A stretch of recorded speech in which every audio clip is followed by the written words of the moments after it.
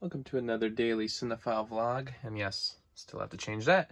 I feel like this is the month of releases. Well, actually, this is more like the year of releases that are finally happening after waiting so long for certain Blu-rays to come out.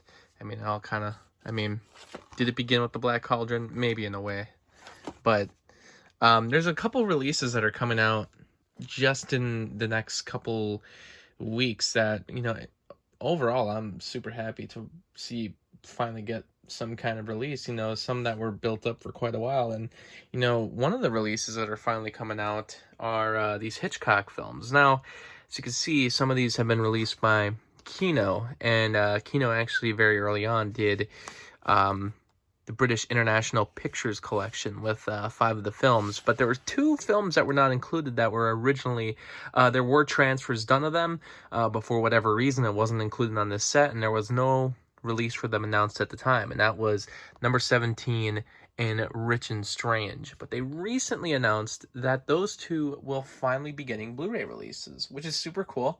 That just helps to lower the amount of Hitchcock films that haven't yet hit Blu-ray. And yeah, a lot of the releases that are listed in this collection itself have at this point been released on Blu-ray. I don't even have every single Kino release at the moment. And just looking at this list, some of the only ones that I could think of that don't have Blu-ray releases, at least in the United States, would be Young and Innocent, Secret Agent, and Sabotage. But the rest of these look like they've pretty much gotten some form of Blu-ray release in the States. Juno and the Paycock actually have not. Have not seen any announcement about that. But the rest of them have. A lot of them do appear on this set here and have had Kino releases. So it's super cool that those other 2 are finally getting a release. It's been about 2 years since they were announced and were subsequently removed from this Hitchcock set that Kino released. So really excited to see those finally hit Blu-ray, and they did show the artwork, so it is something that's actually going to be happening. And luckily with the other 3 that are listed here that don't have any Blu-ray release, not in the States, well, they do have Laserdisc releases that are from Criterion that are pretty good. It's basically in the United States the best way to get those films at the moment. And I do have a Laserdisc player, and I do have those releases. They are snuck away over there. You can kind of see the one right here, Sabotage, but I'm just not going to go digging with those. If you want to see that, I mean, I have that in other videos. But also, still waiting for the artwork release on these, but they are releasing Make Mine Music and Melody Time on Blu-ray, so that will be available soon enough, and I'll be able to complete this collection that I've been working on since 2011. So that will be, it's funny, I mean, exactly 10 years of working on that collection, and it will be able to wrap up, officially, in a way, every single Disney animated feature on Blu-ray. Sure, there's a couple of releases in there that still have issues, mostly with which aspect ratio they decided to go with on some of the films.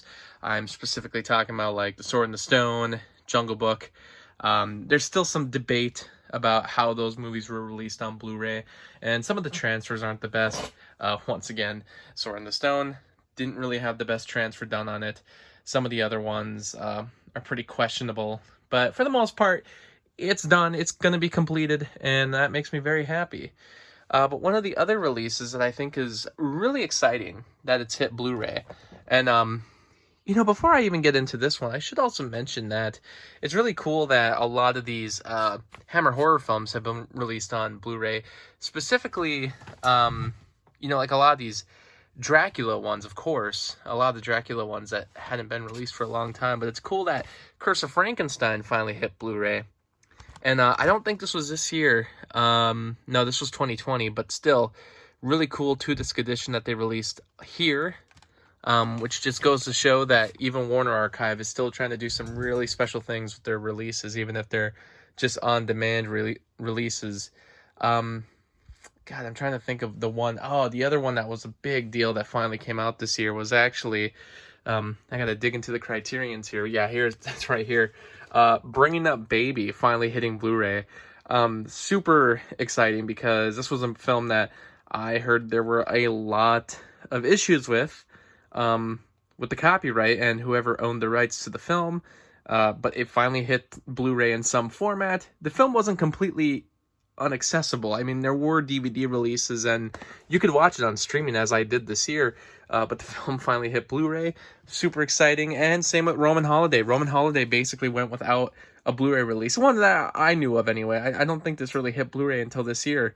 So it's just, oh, and yeah, you know, I've brought this up many times already, but Almost Famous, theatrical and uncut version, or the bootleg cut anyway, both on Blu-ray. So a lot of exciting entries from, you know, films that just should have been released on Blu-ray years ago. But here's another great one. A Night at the Opera. So this is kind of the thing we've been building up towards, but this was released on Blu-ray today. I had it pre-ordered and it arrived today, and super cool that this was finally on Blu-ray. This is one of the few films that, if I can find the other set actually, I do own the Marx Brothers set right here, but this is the set of films, and some of these are pretty popular. Probably Duck Soup is their most popular, but a lot of their, you know, highlights are here in this collection. But this was actually released by Universal quite a few years ago. This film, Night at the Opera, is actually one of the few films that isn't available or isn't owned by Universal. This is owned by Warner Brothers. And this is probably their most famous of all their work. This is in the AFI Top 100 list. And yeah, you know, and it was a film that I hadn't heard anything about hitting Blu-ray for a long time. You could get the DVD, but I had just kind of been watching the lists for quite a while to see if this was ever going to be hitting Blu-ray. I've never actually watched the film because I've seen some of the other ones.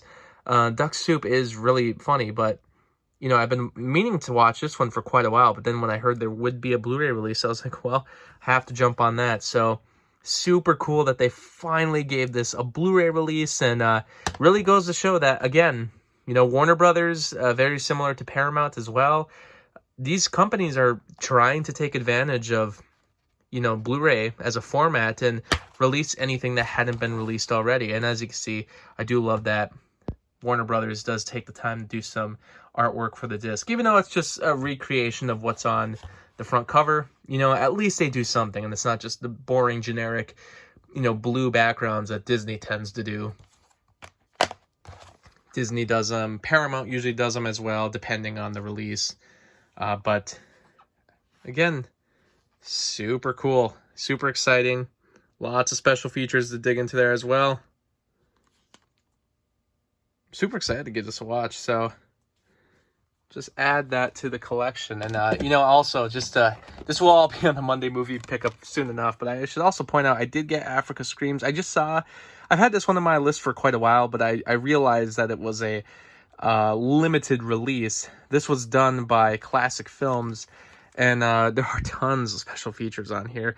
This is actually, oh, my bad, Classic Flicks, just so I have that right. But there was somebody who actually did a, what would you call it, Indiegogo or a Kickstarter to release this film on Blu-ray and do a whole new transfer of the film. And they're actually doing the same thing with Jack and the Beanstalk. Abbott and Costello, most of their films are owned by Universal and are available on Blu-ray through the Shout Factory. But there's a couple other individual films that have been released on Blu-ray by other studios, and then there's, I think it's Attack of the 50-Foot Woman, I believe, is one of the films that's only available on DVD. But Africa Screams and Jack and the Beanstalk, for some reason, from my understanding, they went to the public domain, or they were at least released by companies, various different companies, as if they were public domain, and never had really good transfers done. But this person actually worked on making a really good transfer of Africa Screams, and right now they're working on doing Jack and the Beanstalk as well. So I'll be watching out for that, because essentially, if you get the Shout Factory set of Abbott and Costello films, it's really easy to finish your collection beyond that, because there's not too many other films that they've made. And there's the double pack that was released by by Warner Brothers, which is right here, and these films are only available on DVD. There's these Colgate Comedy Hour specials as well, and then there's a couple other Blu-rays out there for some other individual films, but then there's this one as well. So it's a little pricier as well, but again, super cool that someone actually took the time to restore the film the way it was meant to be seen, and it even comes with the 3D glasses. Even though it's the old school 3D, I still think it's cool that they actually took the time to make some, they attempted some way to get this film in 3D. So, yeah. So sorry, I guess this was supposed to be a look at Night at the Opera, but I just wanted to point out that 2020 has been an incredible year in getting some other films. 2020 and 2021, I guess, both years have been super cool, and hopefully they'll keep it up, because if you ask me, and I think I can dig into it quick, if I find it down here, yeah, I would really like for Warner Brothers to jump on this. I Am a Fugitive from a Chain Gang. Super underrated film, and definitely in need of a Blu-ray release. I'm sure there's other ones that I talk about all the time that still need a Blu-ray release, but yeah, we'll definitely be talking more about films in the future. Oh, here's another one. I gotta get this on Blu-ray somehow. This is only available on VHS.